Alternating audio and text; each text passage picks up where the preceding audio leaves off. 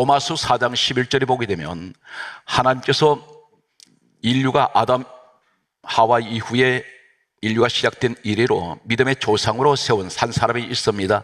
로마서 4장 11절이 이렇게 말씀하고 있습니다. 하시는 말씀이 믿는 자의 모든 조상으로 아브라함을 선택하셨습니다. 이 아브라함은 우리의 신앙의 롤 모델입니다. 그런데 이 사람이 본래가 태어나면서부터 하나님을 믿은 사람이 아니라 그는 75세에 하나님 부르심을 받았는데 이때 하나님을 영접을 하게 되는데 그때까지 뭐라고 있었습니까? 그의 아버지 여호수아 24장 2절의 말씀을 보게 되면 이 아브라함의 아버지 데라가 다른 신들을 섬기고 있었습니다. 신들이라고 말합니다. 복수입니다. 여러 우상을, 잡신을 섬기고 있던 사람 집에서 이 아브라함은 아버지를 모시고 함께 잡신을 섬기는 집안에서 태어났고 75세까지 그곳에서 함께 생활했습니다. 그런데 이 사람이 어느 날 하나님의 부르심을 받고 그런 가나안 땅으로 오게 됩니다. 이 가나안 땅에 왔던 성경 말씀에 이렇게 기록하고 있습니다. 창세기 12장 5절 말씀에 보게 되면 아브라함이 가나안 땅에 들어갔더라 이렇게 기록합니다. 가나안 땅에 들어왔는데 우리가 생각할 때 아브라함은 믿음이 처음부터 대단한 사람이었다. 아닙니다. 형편없는 그는 수많은 실수를 거듭했고 도저히 하나님의 사람답지 않는 그런 행동을 하는 것을 보게 됩니다. 이 모습이 지금 우리의 모습일 수가 있습니다. 저 사람은 교회는 다니는데 도대체 저 사람은 세상 사람보다 더 못하다고 느껴지는 그러한 사람들이 교회 다니는 사람이 있다는 것입니다. 아브라함의 첫 시작이 이렇게 많은 실패를 거듭하는 모습은 지금 우리의 모습을 그대로 보여주는 자화상이라고 할 수가 있습니다. 창세기 12장 5절에 아브라함이 가나안 땅에 들어왔는데 가나안 땅에 들어왔을 때 창세기 12장 7절에는 이렇게 말씀하고 있습니다. 여호와 하나님께서 이 아브라함에게 나타나셨습니다. 만나셨습니다. 그리고 하신 말씀이 이 땅을 너 자손에게 내가 주리라. 이 말은 무슨 말씀이냐면 너 여기 있으라는 말씀입니다. 너 딴 데 가지 말고 이 땅을 너 자손에게 줄 테니 너는 이 땅에서 있으라고 말씀하신 하나님이 말씀을 듣고 이 아브라함은 어떻게 행동을 하냐면 창세기 12장 7절 말씀을 보게 되면 여호와께 제단을 쌓고 이렇게 강조하고 있습니다. 여호와께 제단을 쌓고 그런데 이 사람이 그 자리에 있지 않습니다. 바로 이어서 한 절 넘어서 창세기 12장 8절에 보게 되면 성경 말씀은 이렇게 강조합니다. 아브라함이 베델 동편 산으로 옮겨 장막을 치니 서쪽은 베델이요 동쪽은 아이라 여호와께 제단을 쌓고 여호와의 이름을 부르더니 성경 말씀은 정확하게 창세기 12장 9절이 이렇게 말씀합니다. 점점 남방으로 옮겨갔더라 이렇게 기록합니다.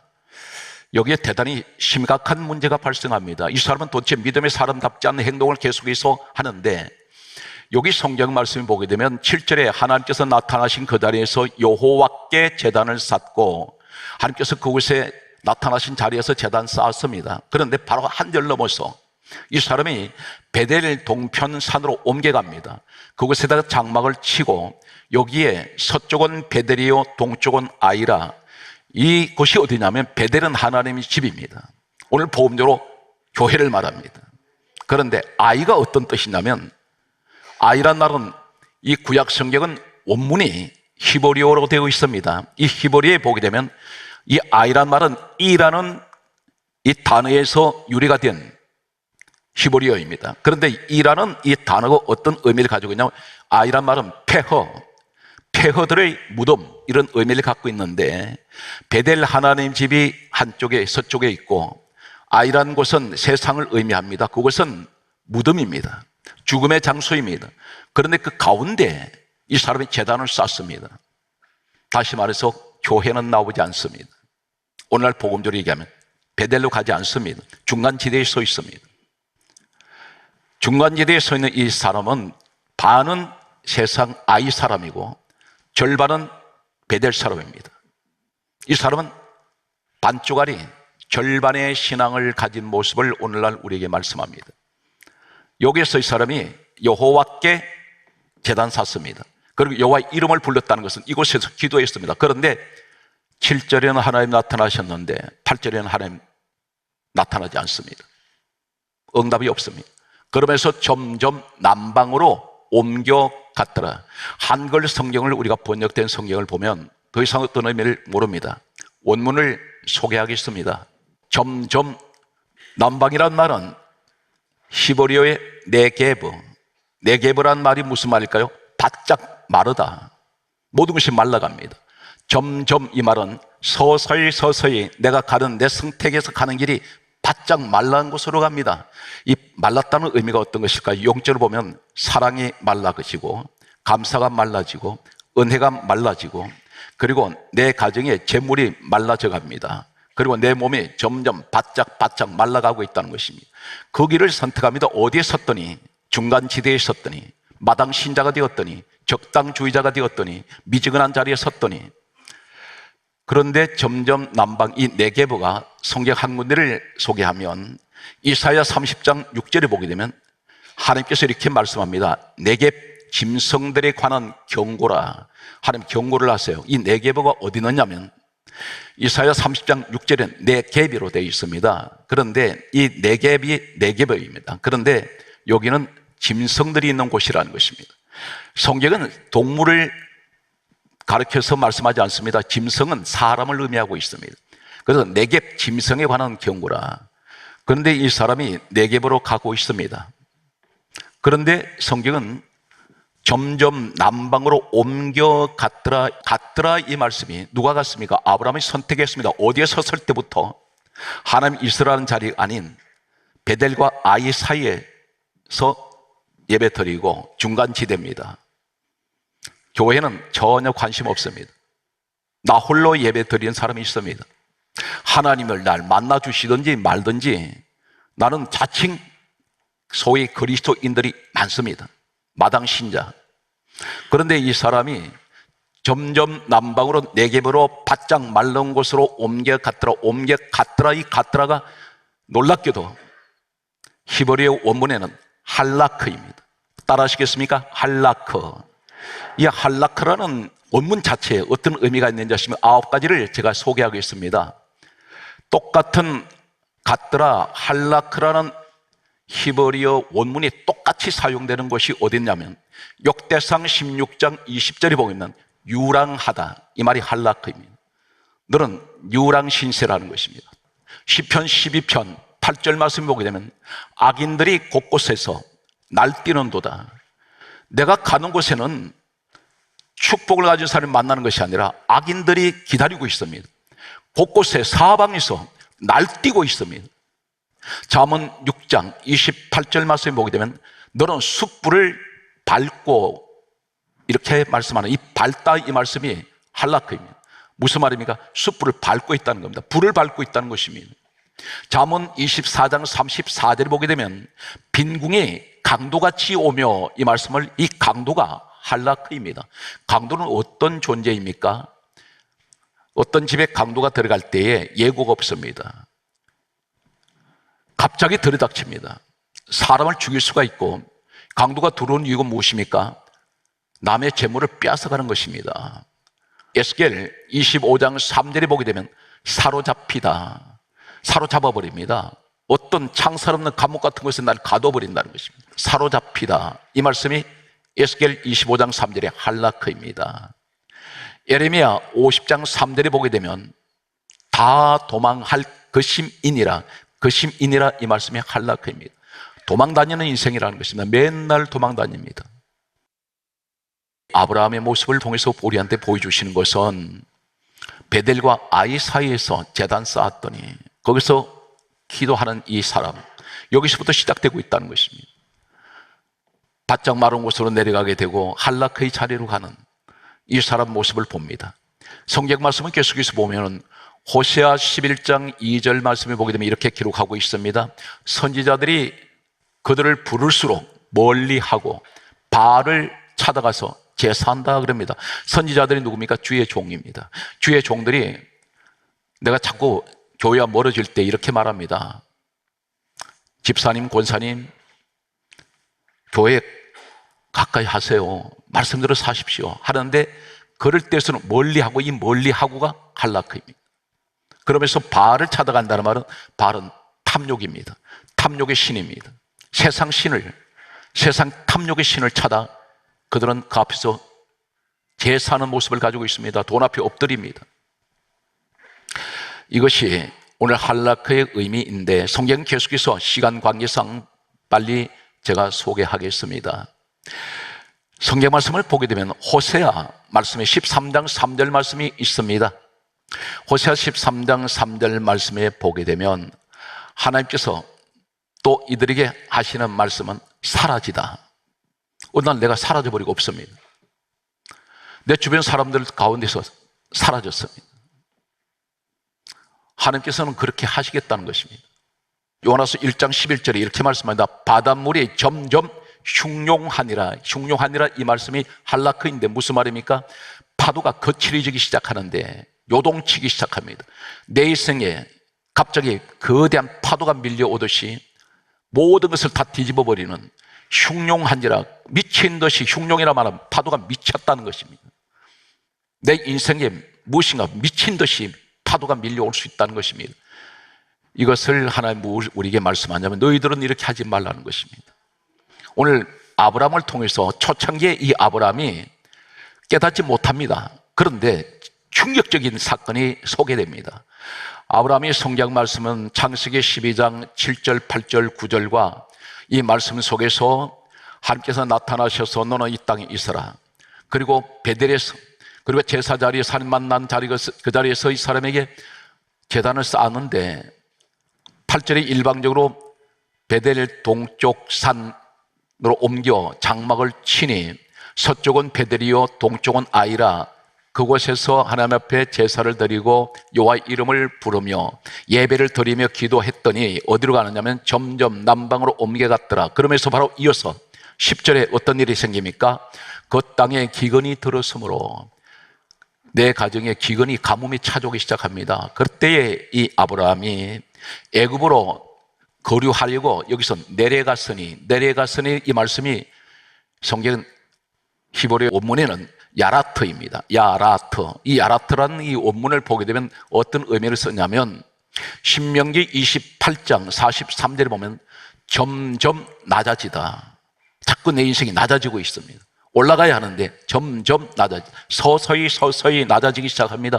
여기서 이사야 34장 7절에는 충격적인 말씀입니다. 도살장으로 내려가니. 도살장은 어떤 것입니까? 가축들을 죽이는 자리입니다. 내가 그쪽에 내려간다는 것은 내 스스로가 죽으로 들어가고 있다는 것입니다. 그래서 이 아브라함이 이 오늘 속에 나타난 이 의미는 우리에게 대단히 중요한 말씀을 하는데, 그런데 중요한 것은 혹 살아온 오늘은 지금까지 부부가 살아오면서 한 번도 이런 일이 없었는데 어느 날 내 아내에게 전혀 이해관계 없는 남자들이 내 아내를 탐내기 시작합니다. 아내에게 문제가 생긴다는 것입니다. 그것이 어떤 것인가요? 우리 성경 아브라함의 사건 속에서 우리가 압축을 해서 보게 되면 아브라함의 첫 시작이 베델과 아이 사이에서 예배를 드리며 기도했던 여기서 시작되면서 쭉 내려오면서 창세기 12장 13절에 애굽으로 갔더니 갑자기 무시한 사람들이 남자들이 이 아브라함 아내 사라를 탐내기를 시작합니다. 빼앗아가려고 합니다. 이때 아브라함이 도저히 믿음의 사람답지 않는 이러한 말을 평생을 남편을 믿고 살아온 이 아내 사라에게 다음 같은 말을 합니다. 명령을 합니다. 남편이 뭐라고 말하냐면 창세기 12장 13절에 그대는 나를, 다시 말씀드려서 그대는 나의 누이라 하시오. 당신은 나를 오빠로 부르라는 것입니다. 이유가 무엇일까요? 그대로 말미암아 내가 안전하리니, 그대로 말미암아 내 목숨이 보존되리라. 무슨 말입니까? 당신 죽어도 괜찮아. 난 대신 살아야 되겠어. 다른 남자들이 탐낼 때 이 아내를 빼앗아갈 줄 알았습니다. 그래서 아브라함은 본인 스스로가 제안을 합니다. 가라고. 결국은 이 사라는 다른 사람 빼앗아갔습니다. 그 사람이 누구냐면 애굽의 바로 왕이 이 아내를 첩으로 삼아버립니다. 나중에 바로가 그 말합니다. 어떻게 하여 내 아내로 삼게 하였느냐? 그 말은 첩으로 삼았다는 것입니다. 내줘버립니다. 이 원인이 어디 있습니까? 적당주의자의 자리에 설 때 여기서 영적으로 시작되고 있다는 것입니다. 당신은 중간 지대에 서 있다는 것입니다. 아브라함이 자신이 부인을 뺏겨버린데 이 아내의 입장에서 보면 처음 보는 남자들이 자신을 탐을 낼 때 얼마나 두려웠겠습니까?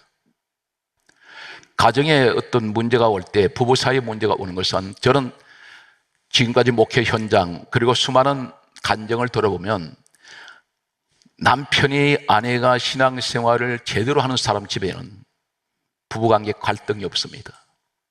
다툼이 없습니다. 그런데 어느 한쪽이 중간 지대에 설 때 반드시 문제가 생깁니다. 아내에게 찾아온 이 문제는 누가 그 원인 제공했습니까? 남편 아브라함이 제공했습니다. 성경에는 계속해서 한 사람을 지목합니다. 예배를 드릴 때 사라가 함께 예배 드렸다는 것이 아니라 아브라함이 여호와께 제단을 쌓고, 이렇게 계속 아브라함만 얘기합니다. 그 사람이 가장이기 때문입니다. 성경 말씀은 하나님이 재앙을 내리십니다. 바로 왕에게 재앙을 내려서 뺏겨버린 이 아내를 도로 찾아주셨습니다. 그리고 그들은 다시 올라갑니다. 그런데 이 사람이 또 어디로 갑니까? 성경 말씀을 보게 되면 창세기 13장 3절에 보면 거기에 따라서요, 베델과 아이 사이라고 나옵니다. 베델과 아이 사이에 이 사람은 깨닫지 못합니다. 또 베델과 아이 사이에 성경에 그렇게 기록합니다. 거기에 서 있습니다. 여기서 제단을 쌓고 여호와의 이름을 또 부릅니다. 그런데 이번에 무슨 문제가 또 터지냐면 혈육이라고는 하나밖에 없는 조카 롯이 있습니다. 이 조카 롯과 집안 싸움이 일어났습니다. 결국은 이 조카 롯은 하나님이 불로 태우실, 유황불로 태우실 소돔을 향해서 가는데 이 원인이 롯에게만 있는 것이 아닙니다. 롯이 소돔을 갈 때 가장 아브라함 곁에서 가장 측근에서 아브라함의 모든 일거수일투족을 가장 잘 아는 사람이 누구냐면 아브라함의 아내 사라와 롯입니다. 롯의 눈에 비쳤던 이때까지의 아브라함의 모습은 도저히 세상 사람보다 못한 모습이었습니다. 왜 그러냐면 아내를 누이라고 속이고 마치 물건 던져버리듯이 갖다 버려버리듯이 내팽개치는 이 모습을 롯은 지켜보고 있었다는 것입니다. 아내도 보았습니다. 롯은 이때까지 아브라함을 평생 따라다니면서 한 가지도 믿음의 사람답지 않는, 무엇인가 오늘 말씀드리면 예수 믿는 사람 같지 않은 모습만 보았다는 것입니다.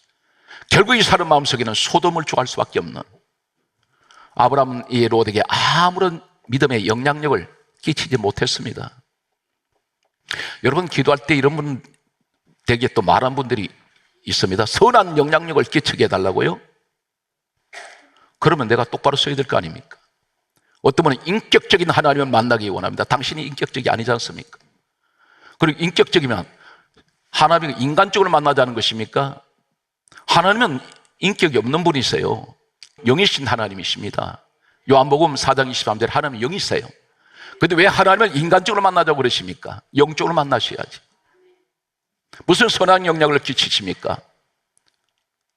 우리는 선한 영향력을 끼칠 수 있는 그런 사람들이 아니었지 않습니까? 아브라함의 모습을 보면서 이렇게 형편없이 무너질 때에 롯 같은 사람은 족한데도 소돔을 택할 수밖에 없는 그 이유가, 이 아브라함은 롯에게 그런 영향력을 아무것도 미치지 못했다는 것입니다. 우리 주변을 보면 왜 내 가족은 저렇게 변하지 않을까? 당신 때문입니다.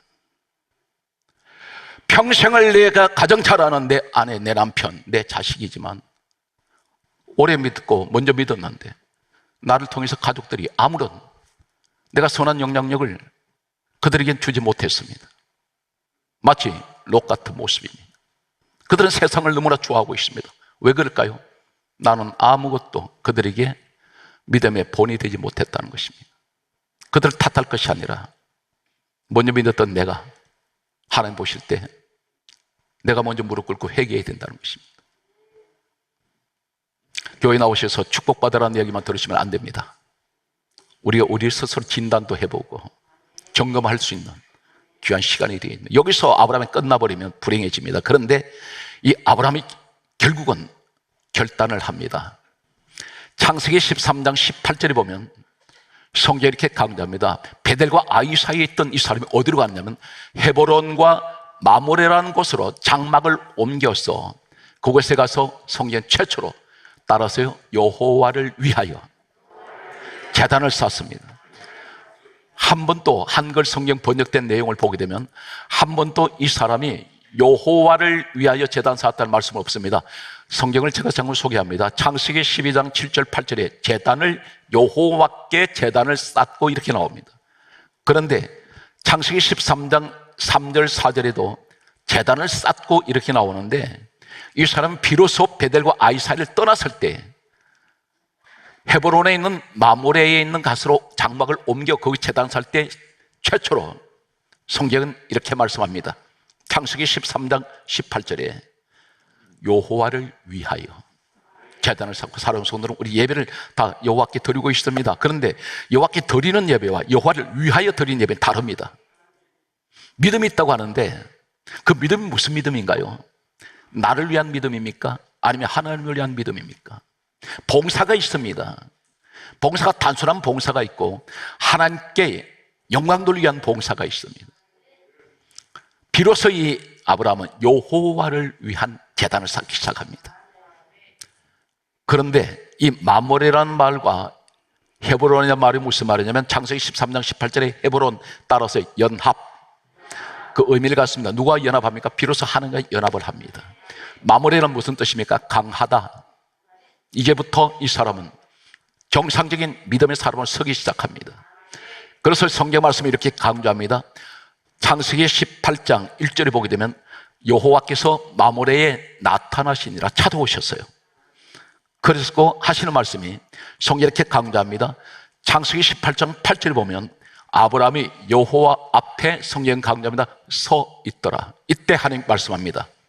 너에게 내가 자녀를 주리니 너 아내 사라가 아들을 낳으리니 이름을 이삭이라 하라.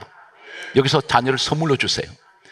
그러면서 이 사람이 요 앞에 서서 하나님 앞에 영접을 하고 영광을 돌립니다. 그런데 성경을 말씀 보게 되면 어디로 옮겨가느냐면 창세기 19장 27절에서 28절에 보면 또 성경이 이렇게 강조합니다. 아브라함이 여호와 앞에 섰던 곳에 이르러 거기 서 있을 때 소돔 고모라 온 지역이 불에 타는데 연기가 옹기 가마처럼 치솟음을 보았습니다. 이 말씀이 무슨 말입니까? 지금 소돔 안에 있는 이곳은 불바다입니다. 심판의 자리입니다. 하나님의 진노의 자리인데 이 사람이 아브라함이 어디 있냐면 불 밖에 있어요. 이 사람은 그걸 구경하고 있습니다. 이 사람 심판 자리에 안 들어갑니다. 그 자리가 어디입니까?